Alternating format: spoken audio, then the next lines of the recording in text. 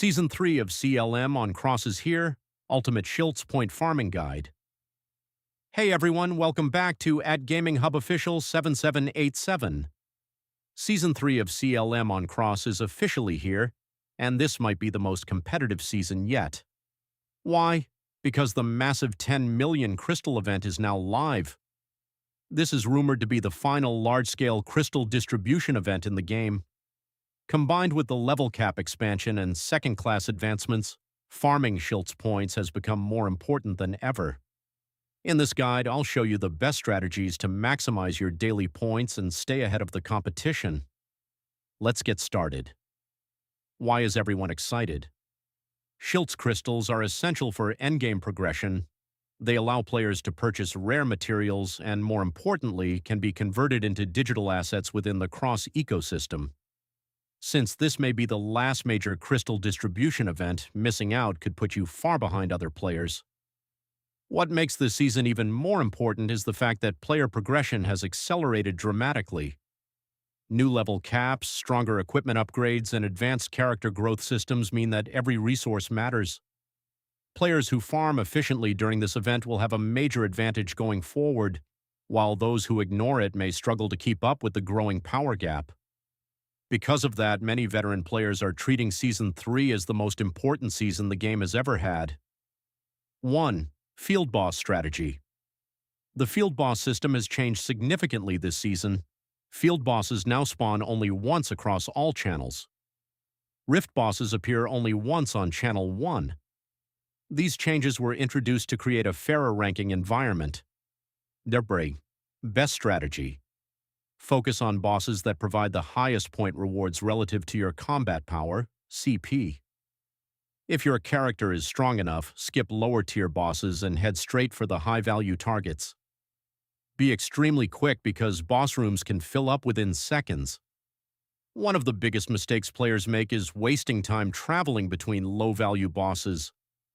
Time management is now more important than ever. Before a boss spawns, make sure you already know its location and prepare your route in advance. Another useful tip is to keep your inventory clean and organized before boss events begin. Many players lose valuable time managing items or dealing with inventory issues while other players are already entering boss instances. If you're playing with guild members, communication can also be a huge advantage. Sharing spawn information and coordinating movements can help your entire group secure more rewards throughout the day. 2. Boss Rift. The Boss Rift takes place every evening and is one of the most important activities.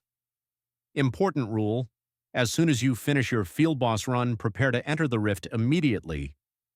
Even a few seconds of delay can result in a full room, causing you to miss the event entirely for that day. Season 3. Entry requirements: minimum level 45. Minimum combat power 100,000. Make sure your character meets these requirements before the event begins. The Boss Rift has become one of the most competitive activities in Season 3 because the rewards are simply too valuable to ignore. Players who consistently participate every day will accumulate significantly more points over the course of the season. If your combat power is still below the requirement, focus on improving gear enhancement levels, upgrading accessories, and completing progression content that provides permanent stat boosts. Even small upgrades can make a big difference when trying to reach the minimum entry threshold. Remember that preparation often matters more than raw strength. Players who arrive early and are ready for the event usually outperform stronger players who arrive late. 3. Tower of the Sage. Push as many floors as possible in the Tower of the Sage. Players who reach the top 100 leaderboard receive a substantial Shiltz point bonus. Tips: select stat buffs that match your class build.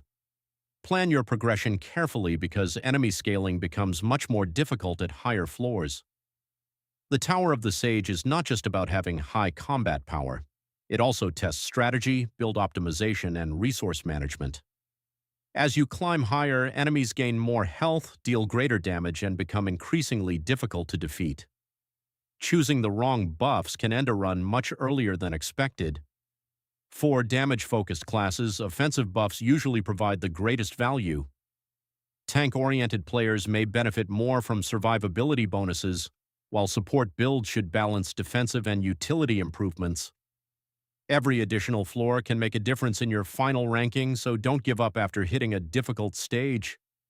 Sometimes a small gear upgrade or a better buff combination is all you need to continue progressing.